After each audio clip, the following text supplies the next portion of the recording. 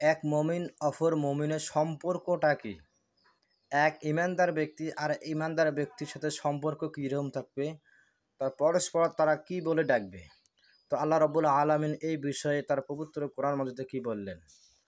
তো আল্লাহ রাব্বুল আলামিন বললেন, ইন্নামাল মুমিনুনা ইখওয়াতুন ফাআসলিহু বাইনা আখাওয়াইকুম ওয়াত্তাকুল্লাহা লাআল্লাকুম তুরহামুন।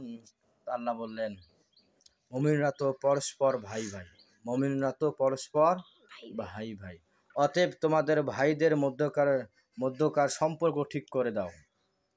আল্লাহকে ভয় করো, আশা করা যায় তোমাদের প্রতি মেহেরবানি করা হবে। তো আল্লাহ বললেন কি, মুমিনরা তোমার পরস্পর কি ভাই ভাই, তোমাদের ভাইদের সম্পর্কটা ঠিক করে দাও। যদি আমাদের এক মুমিন আর এক মুমিনের যদি কোনো সমস্যা হয়, কথাবার্তা না থাকে, তাদেরকে কি করতে হবে, সম্পর্ক যেন ঠিক হয় এই নিয়েতে কাজ করতে হবে, তারা যেন সম্পর্কটা আবার ফিরে আসে, এক মুমিন আর এক মুমিনের ভাই হয়ে যায়, এই প্রত্যাশা করে আমাদের কাজ করতে হবে।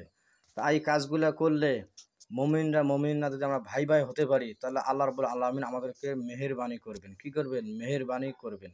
তো সকলে যেন আমরা এক মুমিন হতে পারি। আল্লাহ তাআলা যেন সকলকে আমরা ইমানদার হিসেবে গণ্য করেন। আল্লাহ তাআলা যেন সবাইকে আমাদেরকে তৌফিক দান করেন। আসসালামু আলাইকুম ওয়া রাহমাতুল্লাহ।